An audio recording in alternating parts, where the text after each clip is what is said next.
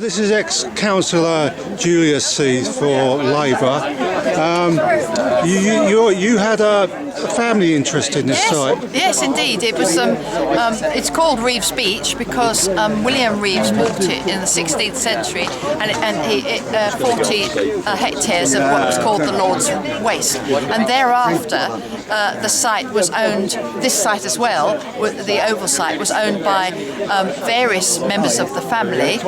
Right down until, or when was it, in 1914, and or just before that. And they had a saw pit on the site, and they were master block and sail makers. But it's had a checkered history because it's been flooded and washed away, and it's been destroyed by fire. But throughout it all, it's been an open space. There hasn't been any buildings on it. And since 1914, when the council, then Whitstable District Council, couldn't afford to buy it, they couldn't raise the funds to buy it or lease it, the townspeople, led by my ancestor George Reeves and Alfred Daniels, who were councillors at the time, raised £2,500 in share certificates. I actually have a copy of it here. I'll show it to you. There it is. Look, there. Oh, brilliant. And just keep it up for a while. Yeah. Just zoom in on it. And that raised a sum of £2,500, which they then used to obtain the site and set it up as a skating rink. And it became hugely popular with large numbers of people attending it. They had a string band, they had carnivals here. And in 1914, one of the regiment that was billeted here used to use it to do stunts, jumping over barrels and that sort of thing. So it's been, and then since that time, when it fell into demise after the Great War, it's been used by generations of children to play football on it, even though since 1961 it was leased to the Yacht Club.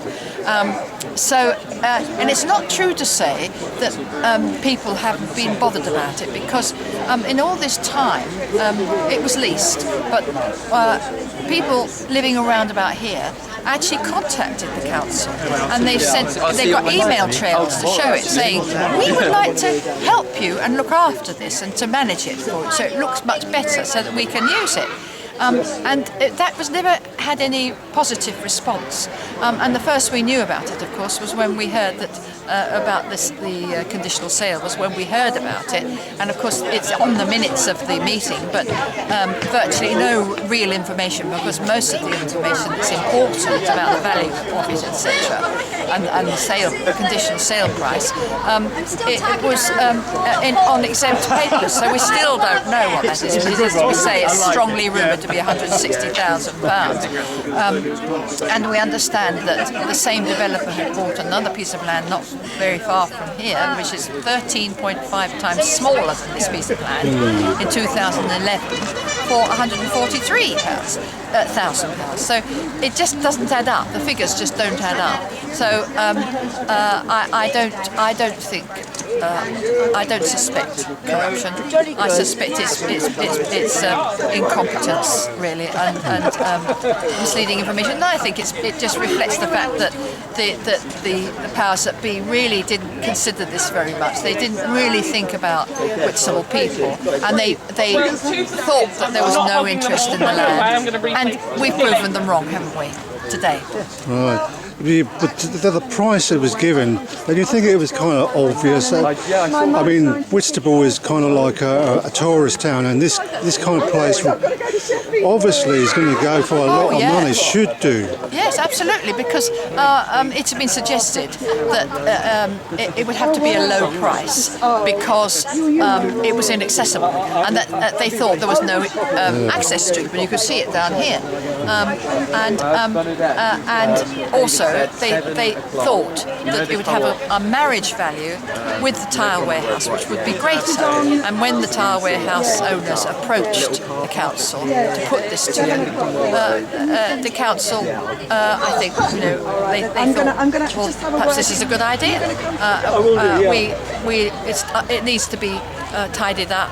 It's neglected, but then who neglected it? All the time it was leased by the council to the yacht club. The council still own that site for us, for the people, the council taxpayers, but they let it go like this. It has pretty shoddy, hasn't it? It has to be. John, sorry to interrupt you, but it has to be that this site, facing the sea, brings a marriage value to the site at the front, not the other way around. So therefore, why didn't the council call the tune? Why did they not say, this is to our advantage? Maybe, they could have offered to buy the tile warehouse and develop themselves. Maybe they should have actually put into, some of the properties be leased so they could get an income, generate an income for the people of Whitstable forever. It would pay for our services instead of just selling it. Once it's sold for whatever ridiculous price it is, it's actually, the value of it is lost to us in Whitstable unless we have this public open space. I see they're taking away public services for the OAPs in sheltered housing in the newspaper. Council, oh yes, Lang Court, of course. I mean, that is in stark contrast, isn't it? That Lang Court, which I think was built by the city council. That's correct, isn't it, Michael? Oh, that's mine. Thank you.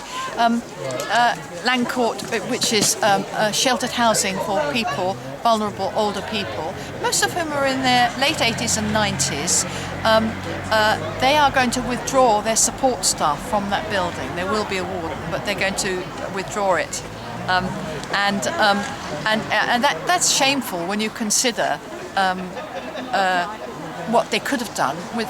It might come from a different pool, but to sell this for that rumoured price of 160,000, whilst at the same time they're going to leave those people unsupported, is quite shameful. I've got a question that may seem unrelated, but seeing as you're a former councillor, do you think we really live in a democracy with people like Carmichael and other executives and seemingly councillors that don't seem, particularly Tory councillors, don't seem to be interested, and we only get a vote every 5 years to say what we... Put it this way, this particular issue has cross-party support between all the councillors of different persuasions. I'm Labour. I'm not a Labour councillor, but I'm a Labour person. The ward councillors, who are Conservative and Labour, are all united in what they want to see for this site and against the sale of it. They all say that there have been mistakes made. Now, last year, it was decided, well, in fact, actually earlier this year, I think, it was decided that the council management would return to the committee system instead of the executive system, because the power was invested in the committee system and the executive system rather, and the executive was only 9 or 10 people, and only one of them, I think, in Whitstable last year. So many decisions were against what the public wanted, including in the Kingsmead site and the Westgate Towers site, traffic management, and it just wasn't what the people wanted. So there was a huge public uprising, and the people power is still there, and as a result of which they have changed that system now to the committee system, which should be more democratic, because it means that all parties have a say on each of the committees, and it's not all decided by one powerful executive. Now, as far as Mr. Carmichael is concerned, I've worked with Colin Carmichael for many years and have always found him to be a very reliable person, and have always got on very well with him, and I have had a high regard for him. And I don't think that this is corruption. I think it's more incompetence, and I think, as I've said earlier, that I think that they didn't care a lot about this little piece of land. I hear people talking about it as being a little piece of land, a small piece of land, Very and in large, fact, yeah. actually, it's on the sea. It faces the sea. So if you can get 18 units on this site facing the sea, one of the last sites in Whitstable, facing the sea, it has to have a huge value. So it can't be diminished by calling it a little, small, neglected site, which can be improved by development. It's just incredible. I just can't take it in. Neither most of us can't. Thank you for the interview, All right. Julia. Okay. Much All right. appreciated. Okay. Bye.